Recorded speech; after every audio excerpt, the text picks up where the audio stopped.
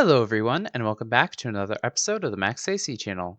Continuing the theme from last year, for this month we will be doing another round of Frugal February, where we will be making 4 delicious recipes that will hopefully help save you a few bucks by using ingredients you probably already have lying around your house.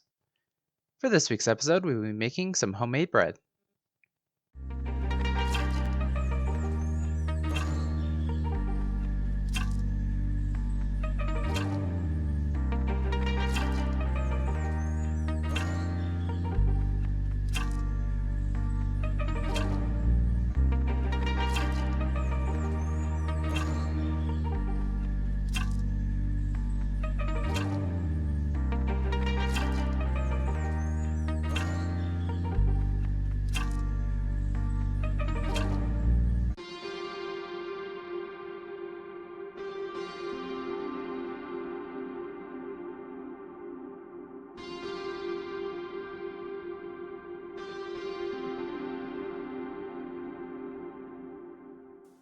For this recipe, you will need 1 cup of lukewarm water, about 105 to 110 degrees Fahrenheit, 1 tablespoon of granulated sugar, 2 1/4 teaspoons or 1 package of either dry active or instant yeast, 2 1/2 cups of bread flour or all-purpose flour.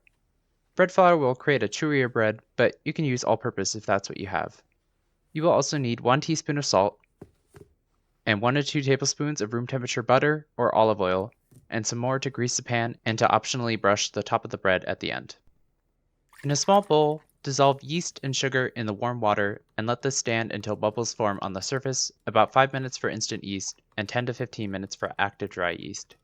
If your yeast mixture doesn't bubble, then you'll need to get some new yeast and start over. But if it does bubble, continue to the next step. Next, in a large bowl, add the flour, salt, and butter or oil and mix this together, breaking up the butter into tiny pieces. Then, pour your yeast mixture into the flour mixture and mix until smooth and everything is combined. Then when you're ready, lightly flour a surface and turn your dough onto it and knead this until the dough is smooth and elastic, about 8 to 10 minutes or so. When kneading your dough, resist the urge to add more flour. Once you knead it for long enough, it should stop sticking so much and will be easier to knead. Then, when you're done kneading, place your dough back into the bowl, cover with a damp towel, and let this rise until it doubles in size, about 1 to 2 hours. When your dough has risen, punch the dough down and then place it back onto a lightly floured surface. Flatten your dough into a rectangle with the short end slightly shorter than the length of your loaf pan. Fold the dough halfway back and firmly seal the dough using the palm of your hand. Next, pull the outer corners to the center and seal this as well. Then continue to fold the dough back halfway and seal it until you run out of dough to fold, about 2 to 3 more times. Then grease your bread pan and then place the loaf seam side down into your pan and press it gently to fill in the sides. Then cover this with a damp cloth and let it rise in a warm place again until doubled for another 1 to 2 hours.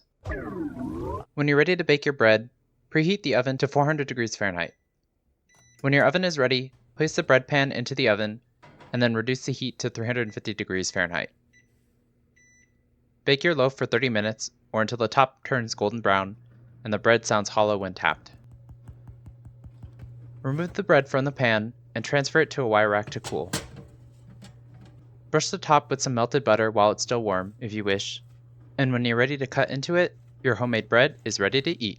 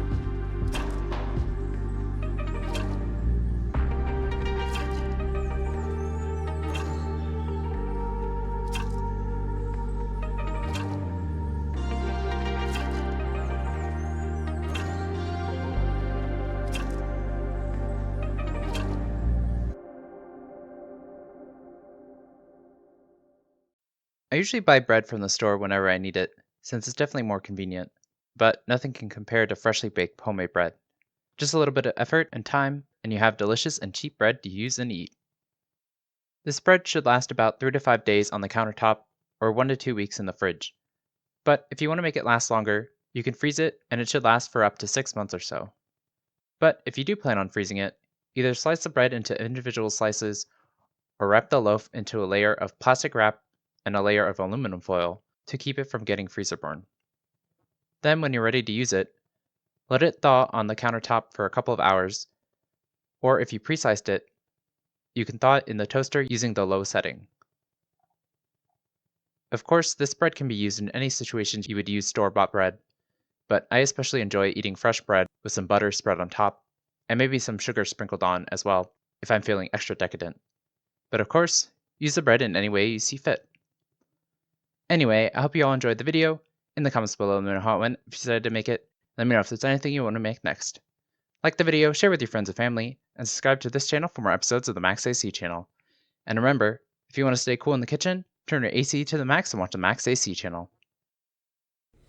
For this recipe, you will need 1 cup of lukewarm water, about 105 to 110 degrees Fahrenheit,